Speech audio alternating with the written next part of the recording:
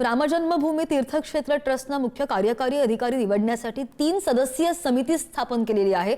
महत्त्वाची अपडेट, शिर्डी साईबाबा मंदिर व्यवस्थापनाचा 10 वर्षांचा प्रदीर्घ अनुभव असलेले सुरेश हावरे या समितीचे सदस्य आहेत। राम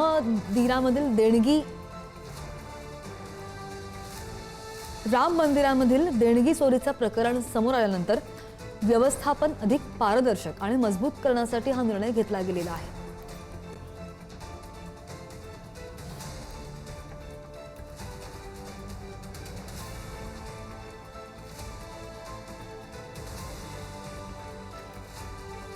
प्रथितयश उद्योजक आणि प्रेरणादायी बिझनेस लीडर म्हणून सुरेश हावरे परिचित आहेत।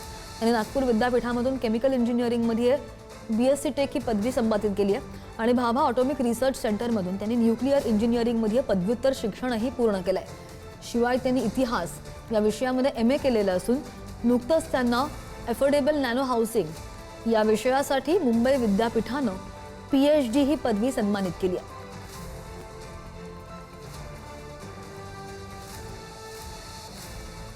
आणि या संदर्भात आणखी जाणून घेणार आमचे प्रतिनिधी शिवाजी काळे आपल्या सोबत आहेत। शिवाजी, 3 सदस्यीय समिती आता नेमकी काम कशी करणार आहे आणि एकूणच या संदर्भात सविस्तर अपडेट। अयोध्येतील ज्या पद्धतीने दान प्रकरणामध्ये घोटाळा समोर आल्यानंतर या सगळ्या प्रकरणामध्ये आता सातत्यानं ट्रस्टमध्ये बदल करण्याचे नियोजन करण्यात आलेलं आहे। त्यामध्ये 3 सदस्यीय समिती नेमण्यात आली। त्याच्यामध्ये एका माजी न्यायाधीशांचा, एक माजी आर्मी ऑफिसरचा आणि साईबाबा ट्रस्टमध्ये 10 वर्ष काम केलेल्या हावरे यांचा समावेश करण्यात आलेला आहे।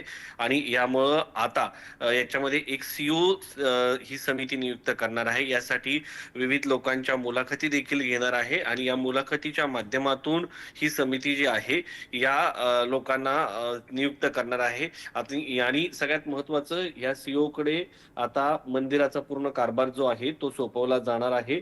ट्रस्टमध्ये देखील काही बदल SIT ने सुचवल्याची माहिती समोर आलेली आहे। त्या दृष्टिकोनातून पहिला बदल म्हणजे आता राम मंदिर ट्रस्ट वरती एका CEO ची नियुक्ती करण्यात येणार आहे आणि हा मुख्य अधिकारी, कार्यकारी अधिकारीच्या नेतृत्वाखाली हे काम होणार आहे। ही समिती साधारण 22 जुलै पर्यंत या सदस्याची नियुक्ती करणार आहे। आपल्याला माहिती आहे की हावरे हे महाराष्ट्रातील आहेत, नवी मुंबईतील आहेत आणि इतर 2 सदस्य आहेत ते याच्यामध्ये नियुक्तीचं काम करणार आहे। CEO ची नियुक्ती महत्वाची असणार आहे। या संदर्भात ट्रस्टची कालच बैठक पार पडली। या बैठकमध्ये चंपत राय आणि इतर सदस्यांचा राजीनामा मंजूर करण्यात आलेला आहे आणि त्याच्यानंतर आता 22 जुलैला ही एक बैठक पार पडणार आहे। या बैठकीमध्ये साधारणपणे जर पाहिलं गेलं तर CEO ची नियुक्ती केली जाण्याची शक्यता आहे।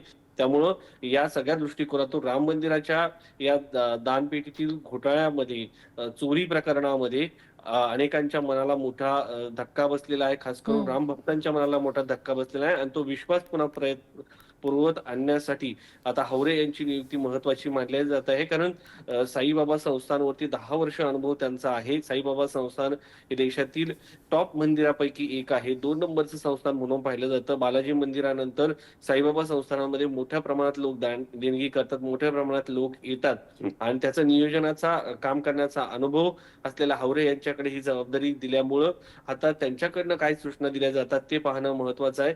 साधारणपणे ज्या लोकांना CEO म्हणून नियुक्ती करायची आहे त्यांच्या मुलाखती घेतल्या जाणार आहेत, त्यांचे अनुभव पाहिले जाणार आहेत आणि त्यानंतर देशाच्या धार्मिक स्थळावरती आणि लोकांच्या एकवचनी एक पत्नी आणि मर्यादा पुरुषोत्तम अशी ओळख असलेल्या राम मंदिरामध्ये, रामललाच्या मंदिरामध्ये आता नियोजन हे CEOच्या आणि बरोबर आहे। आता व्यवस्थापनाच्या दृष्टिकोनातून बराच महत्त्वाचा निर्णय म्हणायला लागेल। शिवाजी, धन्यवाद दिलेल्या सगळ्या सविस्तर अपडेटसाठी।